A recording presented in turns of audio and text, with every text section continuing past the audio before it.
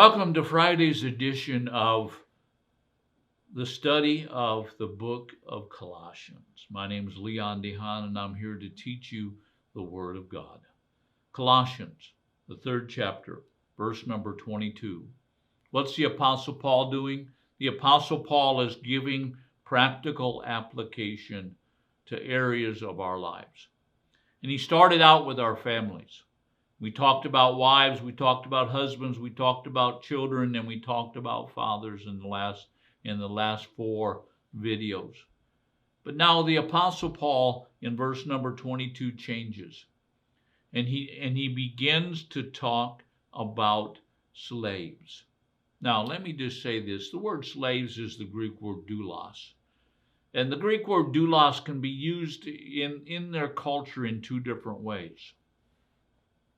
A doulos was, first of all, a person who was sentenced to slavery because they've done something wrong. They owe a man money, and so they go to the judge, and the judge says, okay, you will work for this man for X amount of days or years. That's one way that we could look at this. But the word doulos was also used in the context of this society that Paul is writing into as a bondservant. The Apostle Paul calls himself a bondservant many times in the Word of God. Now, what's a bondservant? A bondservant is a person who submits himself personally to a master. In fact, in those days, a man would come and he would say, I want you to be my master. And they would take that man and they would bring him to the doorpost of the master's house. And they would drive a spike in his ear. And they would put an earring in his ear. And that earring said to everybody around him, this man belongs to this master. But not with bad connotations. This man belongs to this master. You mess with this man, you're messing with this master.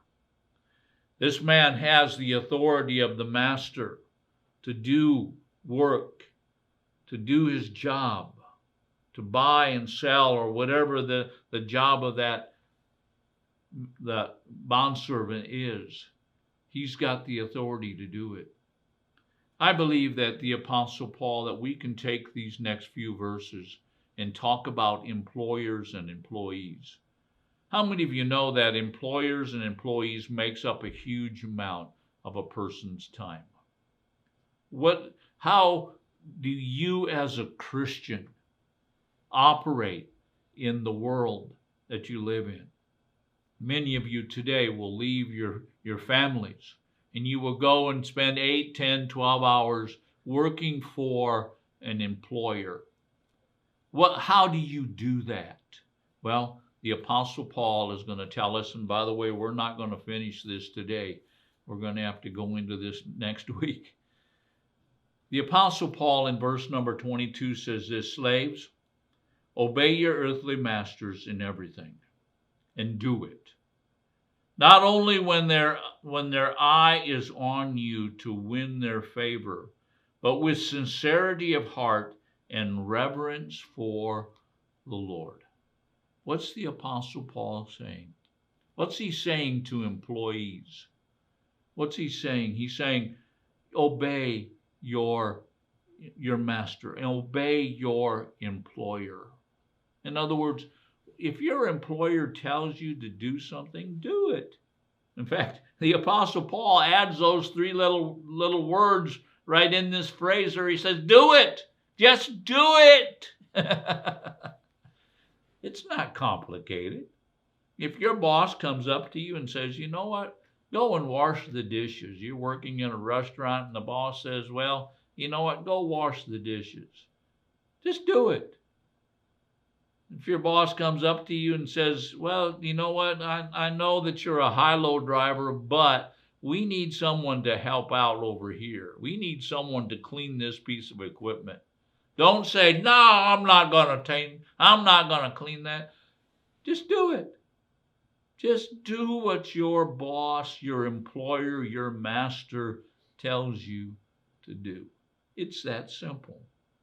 Now, Don't do it just to be seen. Do it with the right heart. You see, doing it just to be seen by your boss it's not enough. The Apostle Paul goes and he says, not only when their eyes are on you. In other words, do it when their eyes are on you, but not only when their eyes are on you. Not only when they're watching you, but he says, do it all the time. Do it when they are not watching you. And then he adds this, and to win their favor. You know what?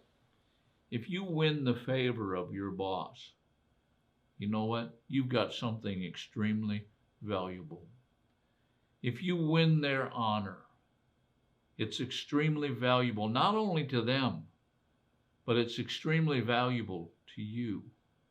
You know, when a boss can say, or a master or whoever employer can say, you know what, that is a good employee. That employee works hard. That employee works hard even when I'm not here. I can walk away from this job and that employee's going to get the work done. He's going to do what he needs to do. You know what? When an employer can say that about you, he wins, but you also win. It's something that's extremely valuable to have the favor of your employer. And then the Apostle Paul goes on and he says, now do this with sincerity of heart. Don't just do it so that your boss will see you. Don't just do it for favor, but do it from your heart. Do it from whatever is inside of you.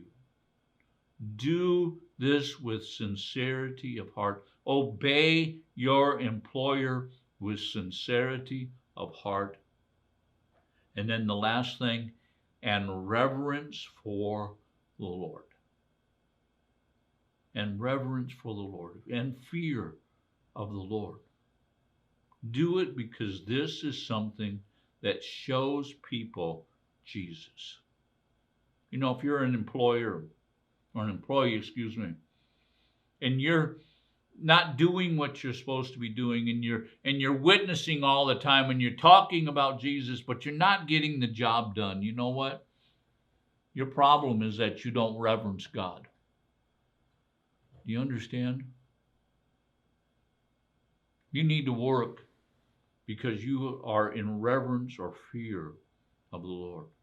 Now, we're going to continue this study next week. So I hope that you join us. See you.